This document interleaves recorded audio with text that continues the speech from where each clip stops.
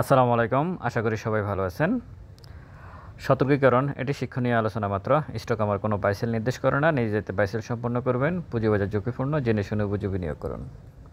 Index আলোচনা যদি বলি, 57 পয়েন্টের মতো ইন্ডেক্স মাইনাস আজকে, 760 কোটি টাকার লেনদেন। গতকালকে বলছিলাম সাবধানতা অবলম্বন করতে হবে।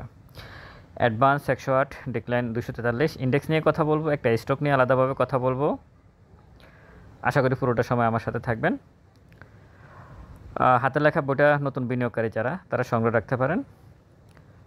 বিশেষ করে 2-3 বছর যাদের মার্কেটে আসছেন, এর আগে কখনও মার্কেটে ছিলেন না, তারা বইটা সংগ্রহ করতে পারেন। হোয়াটসঅ্যাপ ফ্রেড গ্রুপ আপাতত বন্ধ এই মাসের জন্য। আগামী মাসের জন্য আবার নতুন করে এন্ট্রি নেওয়া হতে পারে। তো যাই হোক, অ্যাডভান্স 108, ডিক্লাইন 243, আনসেন্স 42। টপে FX Tannery, Sterling Craft, Anwar Galvanizing, Rahim Tex. আজকে যে স্টকগুলো হল্টেড করছে, স্টক বেশিরভাগই হচ্ছে দাম একটু বেশি, এই ক্যাটাগরির লো ফেট। মানে আমি যদি সহজভাবে বলি তাহলে এই টাইপের শেয়ারগুলো আজকে টপে গেছে। লুজারে হচ্ছে AB Bank, First Mutual Fund, Nitol Insurance, বিলেজিং, ইউনিয়ন ক্যাপিটাল। এই কিছুদিন আগে বিলেজিং কিন্তু ভালো করছিল, ইউনিয়ন ক্যাপিটালটাও খুব ভালো করছিল, কিন্তু আজকে আবার তারা বেশি নেগেটিভে চলে আসছে। ঠিক আপনারা কিছুদিন পর এফএক্স ট্যানারি এবং আনোয়ার এদেরকেও দেখবেন লুজারে। এই যে মানে উত্থান আর পতন, এর মধ্যে কি কতটুকু টিকে থাকে সেটা হচ্ছে মূল বিষয়। ভ্যালুতে যদি বলি, বিএসসি, ওরিয়ন ইনফিউশন, মালেক স্পিনিং, সিটি ব্যাংক। ভ্যালুতে বিএসসি, ওরিয়ন ইনফিউশন, মালেক স্পিনিং, সিটি ব্যাংক, হাক্কানিফাল। আমি গতকালকে হাক্কানিফাল আর হামি ইন্ডাস্ট্রিজ দুটাকে নিয়ে ভিডিও করছিলাম, ওই যে ওয়াচ লিস্টে গতকালকে, আজকের ওয়াচ লিস্টে দিয়েছিলাম। দুটোই পজিটিভ ক্লোজ করছে। হাক্কানিফাল প্রায় 5 পয়েন্টের মতো প্লাস, আর মালেকও 4-5 পয়েন্টের মতো, হামিও 4-5 পয়েন্টের মতো প্লাস ছিল, পরবর্তীতে পজিটিভই ক্লোজ করছে। বিষয়টা এটা না, বিষয়টা হচ্ছে আমার হোয়াটসঅ্যাপ ফ্রেড গ্রুপে যে বাইরে আছে, ওখান থেকে একজন বলছিলেন আমাকে যে আপনি তো গতকালকে এই দুটো স্টক দিয়েছেন, এটা গ্রুপে দিলে ভালো হয়। আসলে এখানে যখন আমি ভিডিও করি তখন কিন্তু এই লেখাটা থাকে এখানে, কিন্তু গ্রুপের ব্যাপারে কিছু দায়বদ্ধতা আছে। দেখেন, এখানে ওখানে বা ওই জায়গায় এগুলো দেওয়া যাবে না, সম্ভাবনা। আসলে যেখানে যার ভালো লাগবে উনি থাকবে, না লাগলে থাকবে না, সেটা ভিন্ন বিষয়। কিন্তু আমি যখন গ্রুপে কোনো স্টক দেব বা কোনো স্টক সাজেশান করতে যাব, আমি 10 বার চিন্তা করি যে আপনার মূল টাকাটা ঠিক থাকবে কিনা। 11 নম্বরে গিয়ে চিন্তা করি আপনি প্রফিট করবেন কিনা। 11 নম্বরে গিয়ে 10 নম্বর, 1 থেকে 10 পর্যন্ত এটুকু চিন্তা করা হয়, তারপর 11 নম্বরে প্রফিটের বিষয়টা আসে। আর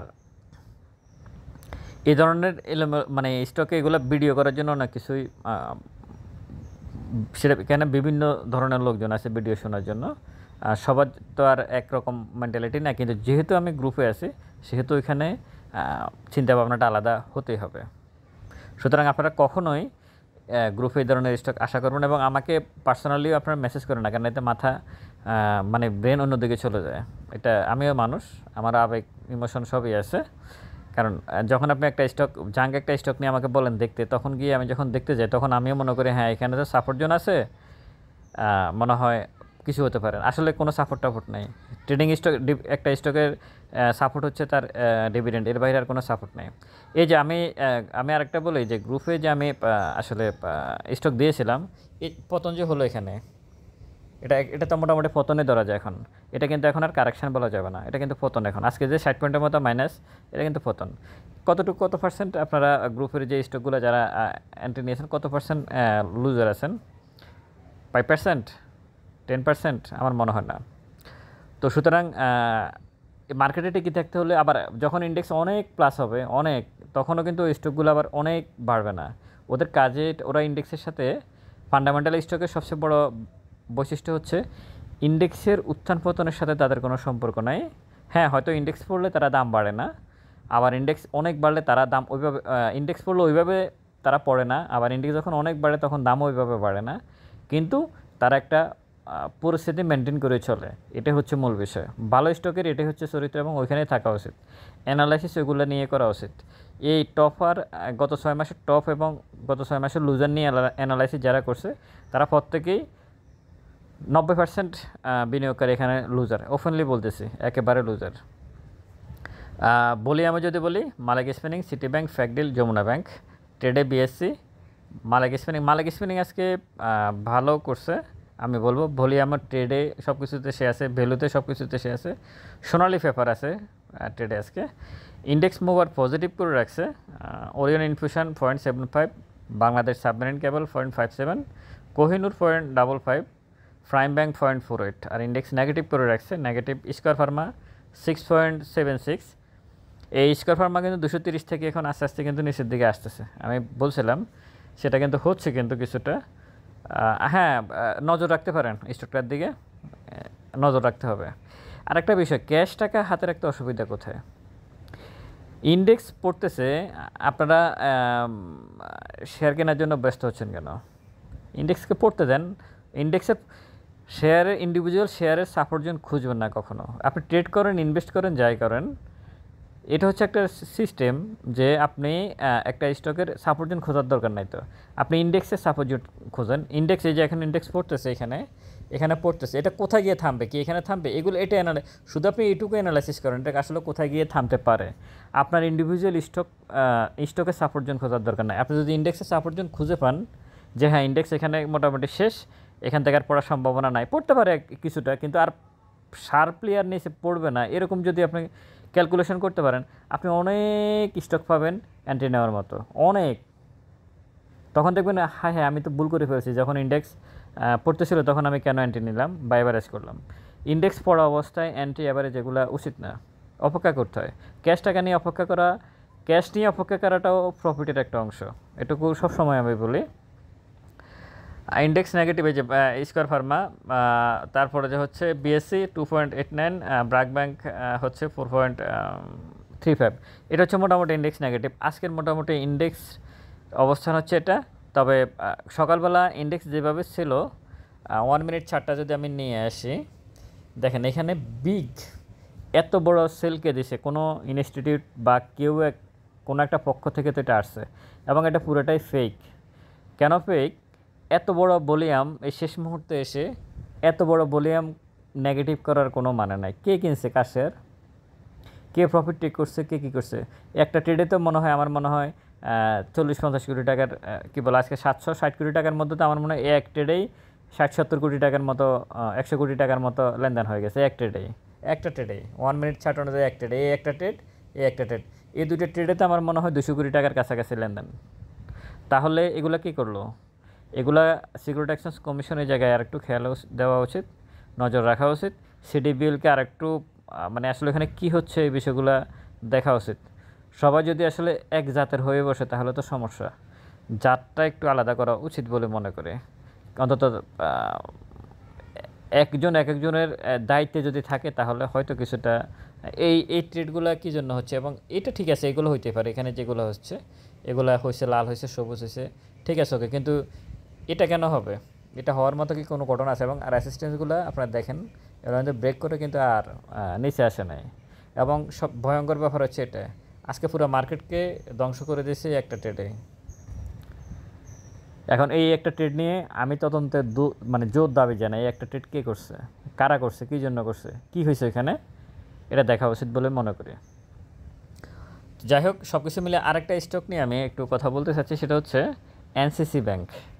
এনসিসি ব্যাংক Q2-তে তার আয় বেড়েছে 52%, খুবই পজিটিভ একটা নিউজ, খুব পজিটিভ একটা নিউজ। আমি এই স্টকটা আপনাদেরকে নজরে রাখতে বলবো। আমি এখানে স্কয়ার ফার্মা আছে, পজিটিভভাবে চিন্তা করতে পারেন। আরেকটা হচ্ছে ইউপিজিডিএল, ইউনাইটেড পাওয়ার জেনারেশন, এই স্টকটাকেও পজিটিভভাবে আপনারা চিন্তা ভাবনা করতে পারেন। আমি একটা কথা বলি কি, আপনি যখন ক্যাশ টাকা হাতে রাখবেন, আমার কাছে যখন ক্যাশ হাতে থাকবে, আপনার হাতে অনেক সুযোগ আসবে।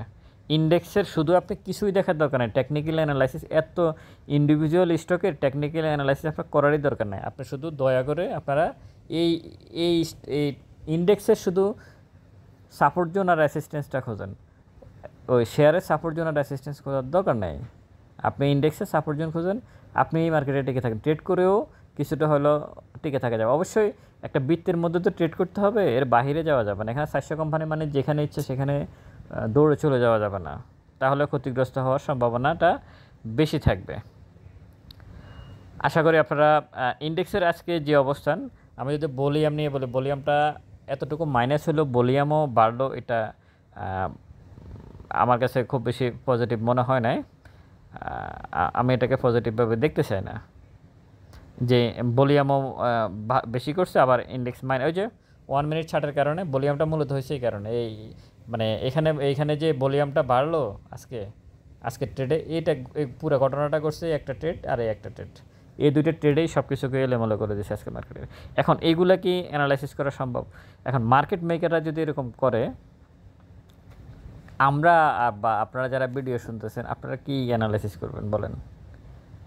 মার্কেট মেকাররা যদি এইভাবে করে তাহলে এখানে কিছু বলার থাকে না।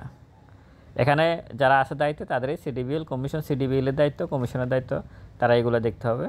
আর না দেখলে বিনিয়োগকারীরা, আমি তো বললামই আপনাদেরকে, ক্ষুদ্র বিনিয়োগকারীরা যখন অনেক বেশি ক্ষতিগ্রস্ত হয় তখন টেলিভিশনে এসে আপনাদেরকে সান্ত্বনার বাণী শোনায়, হ্যাঁ অনেক ক্ষতিগ্রস্ত হয়েছে, ওনারা অনেক কিছু হয়েছে, অনেক শেষ হয়ে গেছে, ধ্বংস হয়ে গেছে, এইগুলো বলে। কিন্তু মূল বিষয় হচ্ছে আপনার টাকাটা চলে গেছে। আপনার কি যত বড়ই ইয়ে করুক না কেন, সান্ত্বনা দেখ না কেন, মূল টাকা হচ্ছে আপনার টাকা নাই, টাকাটা শেষ, তাহলে ওই সান্ত্বনা দেওয়ার তো কোনো মানে নাই। এই কারণে বারবার বলি, এমন জায়গায় আপনাকে, এই যে কিছু স্টক আছে, এই যে পতনটা হলো এখানে, আমি যদি বলি এখানে 5540 যদি আমি ধরি বা 30 যদি আমি ধরি, এখানে এখন 5351, যথেষ্ট পরিমাণ কিন্তু ইন্ডেক্স কিন্তু পড়ছে। ভালো স্টকগুলো কতটুকু পড়ছে দেখবেন, 5%ও পড়ে নাই। আবার এখান থেকে এতটুকু বাড়বে, ওগুলো কিন্তু ওইভাবে বাড়বে না। এটাই হচ্ছে ভালো স্টকের মধ্যে থাকার সবচেয়ে বড় সুবিধা। কিন্তু তারা তাদের ঠিকই একটা পজিটিভ মুভমেন্ট তারা সময় হলে দেয়, এটা হচ্ছে সবচেয়ে বড় বিষয়। আর আজকে যে স্টকগুলো পজিটিভভাবে আজকে যে স্টকগুলো ক্লোজ করছে দিন শেষে, এই স্টকগুলো বুঝতে হবে, ট্রেডিং স্টকগুলো পজিটিভ 10% যেটা বাড়ছে সেটা তো বাড়ছে, নর্মালি যে স্টকগুলো 1-2% বাড়ছে কিন্তু পজিটিভভাবে ক্লোজ করছে, আমার বিশ্বাস আগামীকাল ওই স্টকগুলো ট্রেডিং পারপাসে ভালো কিছু করতে পারে, সম্ভাবনা আছে। অবশ্যই আপনারা চিন্তা ভাবনা করে সতর্কতার সহিত ইন্ডেক্সের পতনের সময় অবশ্যই ট্রেড না করাই উত্তম হবে বলে আমি মনে করি। সতর্কীকরণটা দেখে নেবেন। এটি শিক্ষণীয় আলোচনা মাত্র। স্টক আমার কোনো বাইসেল নির্দেশ করে না, নিজেতে বাইসেল সম্পন্ন করুন, পুঁজিবাজার ঝুঁকিপূর্ণ, জেনে শুনে বুঝে বিনিয়োগ করুন। ভালো থাকুন, দোয়া করুন। আসসালামু আলাইকুম।